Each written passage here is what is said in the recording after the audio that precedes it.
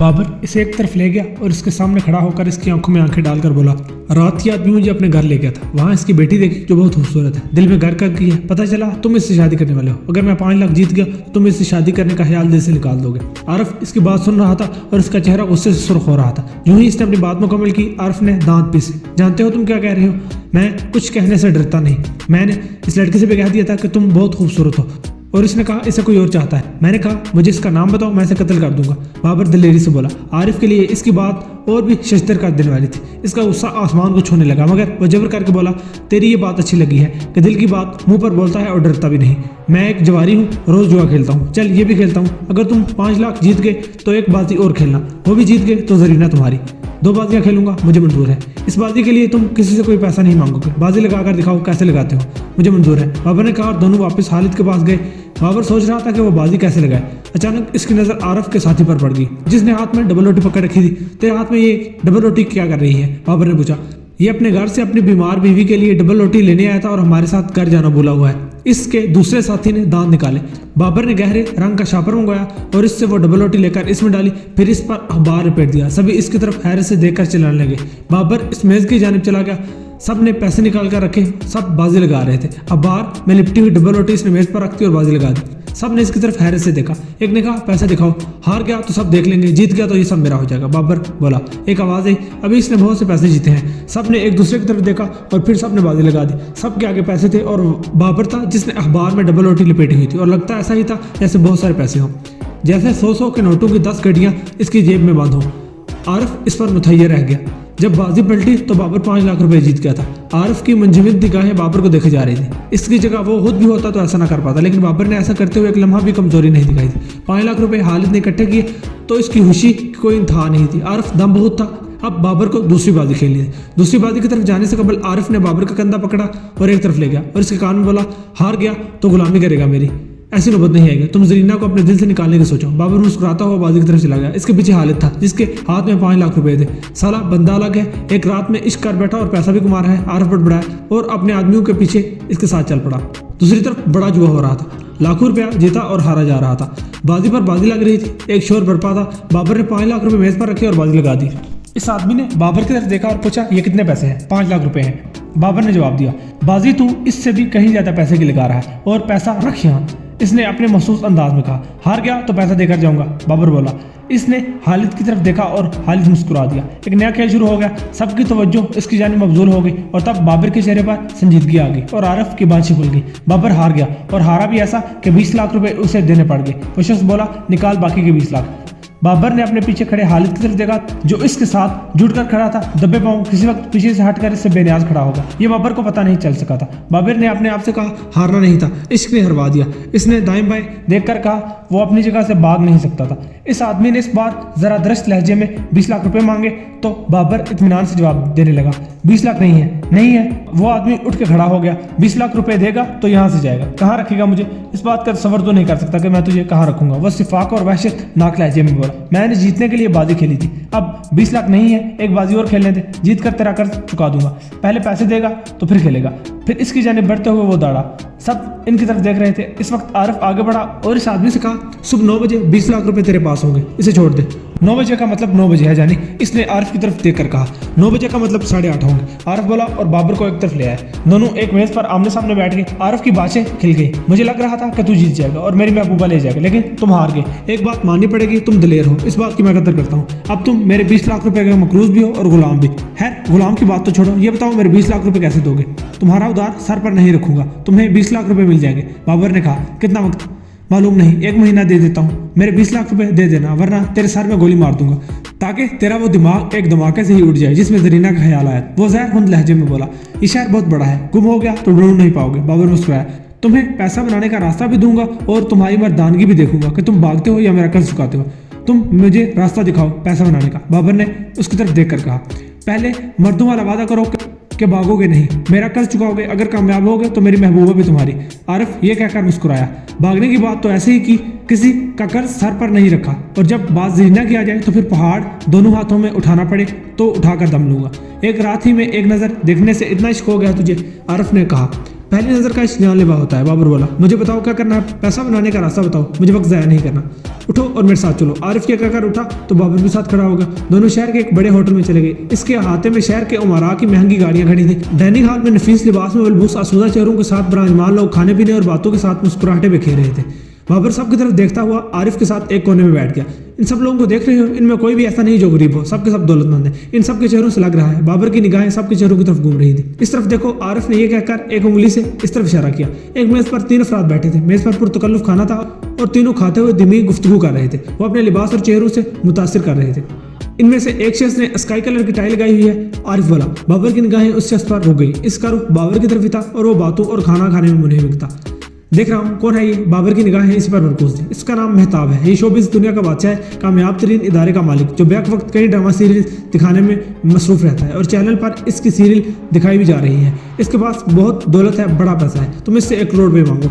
1 करोड़ रुपये तुम लेने में कामयाब हो गए तो 20 लाख रुपए मेरा कर्ज अदा करना होगा और 20 लाख रुपए तुम मुझे मजीद दोगे, जबकि 60 लाख रुपए तुम्हारे होंगे। मैं अपनी महबूबा से शादी भी नहीं करूंगा और तुम इससे शादी कर लेना। तुम्हारे पास 15 दिन का वक्त है। अगर तुम 15 दिनों में ये काम करने में नाकाम रहे तो मैं तुम्हारी इस खोपड़ी में गोली मार दूंगा, जिसके अंदर तुम्हारा दिमाग है और इसमें यह ख्याल आया है कि तुम मेरी महबूबा से शादी कर लोगे। जब तुम्हारी खोपड़ी उड़ जाएगी तो दिमाग में सब कुछ निकल जाएगा। बोलो सौदा मंजूर है?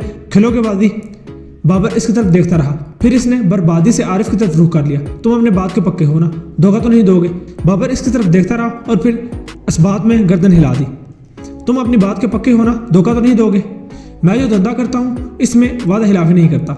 जो कहा है वो करूंगा। तुम कामयाब हो गए या नाकाम, मैं अपनी कही गई बात हर हाल में पूरी करूंगा। आरिफ ने कहा, मुझे ये शर्त मंजूर है। मैं ये बाजी खेलूंगा और 1 करोड़ पे लूंगा। भागने की कोशिश मत करना वरना रास्ते में ही मारे जाओगे। तुम मेरे मकरूज हो, मैं मर्द हूँ, हिजड़ा नहीं हूँ कि भाग जाऊँ।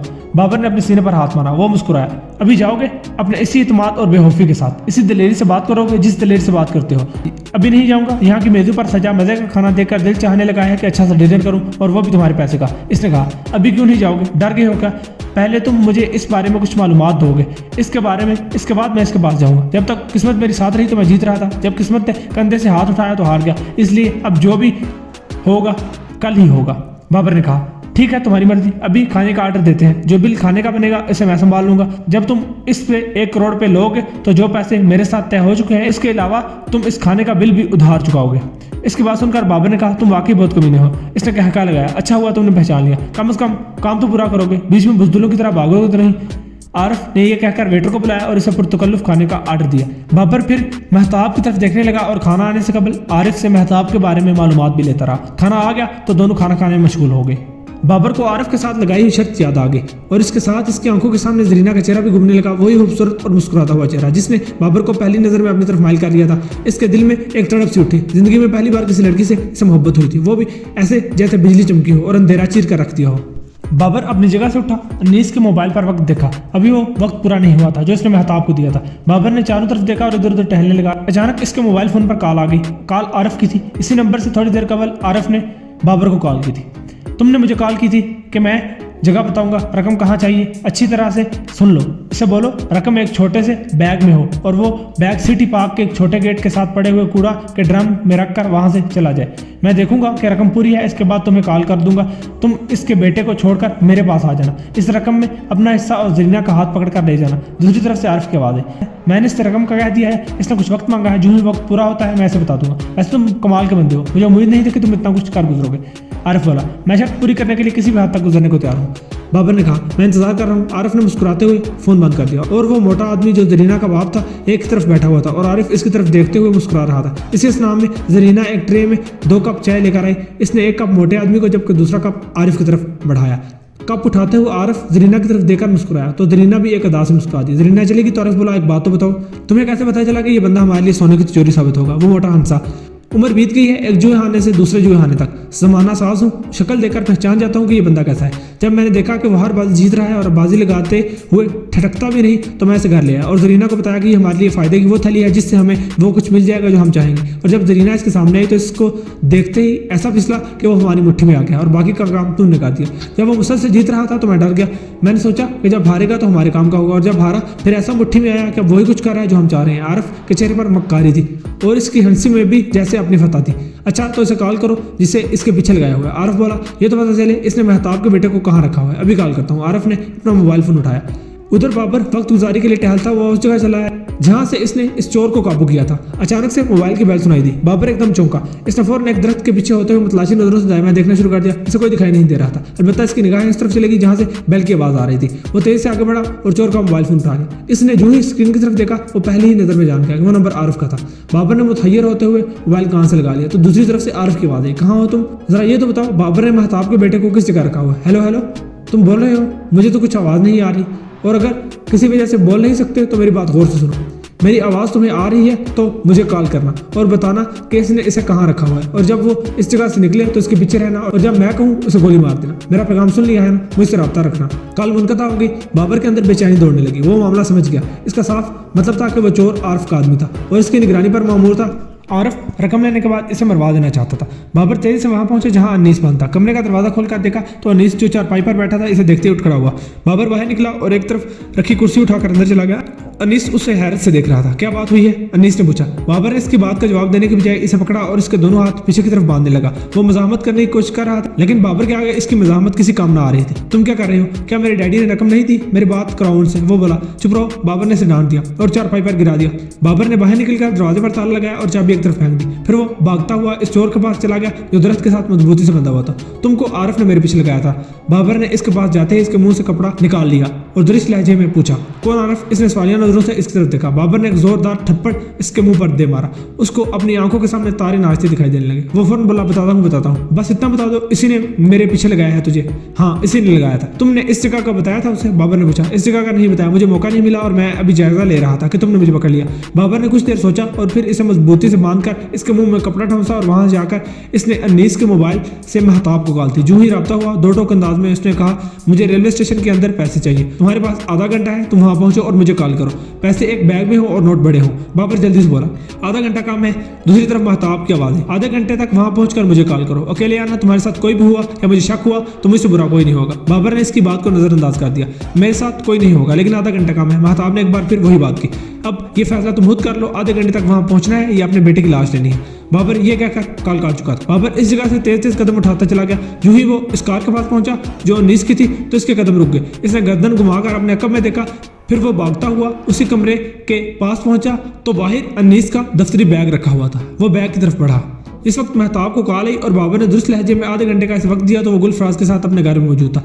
वो इसी बारे में सोच विचार कर रहे थे। सफिया भी परेशानी के आलम में वहां मौजूद थी। बाबर की जब कॉल आई तो गुलफराज के इशारे से इसने स्पीकर ऑन कर दिया और सब ने इसकी बात सुन ली। सफिया और भी मुस्तरिब और परेशान दिखाई देने लगी। वो मेरे बेटे को मार देगा। सफिया परेशान हो गई। तुम हौसला करो और आप मेरे साथ आए। महताब ने सफिया को तसल्ली देते हुए गुलफराज का हाथ पकड़ा और उसे ऊपर वाले कमरे में ले आए। इस कमरे में एक सिंगल बेड और दो कुर्सियां और एक मेज के अलावा कोई हाथ सामान नहीं था। हर चीज करीने से रखी हुई थी और इस कमरे में कभी कभार कोई मेहमान ठहरता था। मुझे आपसे जरूरी बात करनी है, लेकिन पहले मुझे आपका मोबाइल फोन चाहिए। मुझे पैसों के लिए कॉल करनी है जो मैं अपने मोबाइल फोन से नहीं कर सकता। हम इसे पैसा नहीं देंगे। मैं ऊपर रिपोर्ट करता हूँ और उसके बाद कोई कदम उठाते हैं। गुलफराज ने कहा, मुझे अपनी तैयारी करनी है, आप बाद में कॉल कर लें प्लीज। महताब ने परेशानी के आलम में गुलफराज की तरफ देखा तो इसने अपना मोबाइल फोन निकालकर महताब की तरफ बढ़ा दिया। महताब मोबाइल फोन पकड़ते ही कॉल मिलाते हुए दरवाजे के पास चला गया और एकदम वो कमरे से बाहर निकला और इसने दरवाजा बाहर से लॉक कर दिया। ये क्या कर रहे हैं आप, दरवाजा खोले। अंदर से गुलफराज की आवाज आई, सॉरी, मुझे 1 करोड़ रुपए से ज्यादा अपना बेटा अजीज है, मैं पैसे देकर अपना बेटा वापस ले आता हूँ। तब तक आप इत्मीनान से कमरे में रहें। खिड़कियों पर मजबूत लोहे की ग्रिल है, इसलिए आप यहाँ से फरार होने की कोशिश नहीं कर सकेंगे।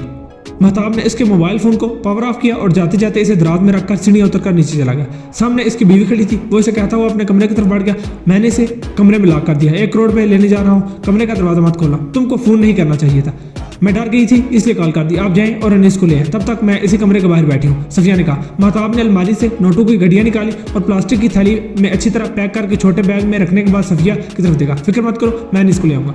महताब बाहर निकला और गाड़ी में बैठकर घड़ी पर वक्त देखा। इसका दिल जोर से धड़का। 25 मिनट गुजर चुके थे। बाबर ने अनीस के दफ्तरी बैग में झांका तो अंदर लैपटॉप और कुछ फाइलों के साथ इसका चार्जर था। इसने लैपटॉप का चार्जर निकालकर जेब से चाकू निकाला और उसकी दोनों तरफ से तारे काट दी।